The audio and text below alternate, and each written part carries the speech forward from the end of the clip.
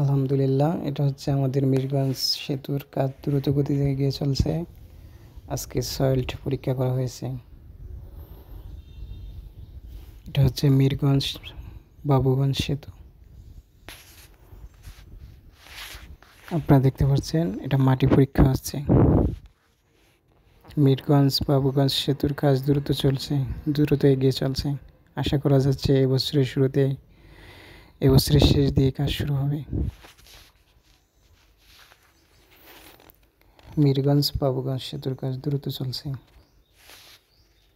আলহামদুলিল্লাহ।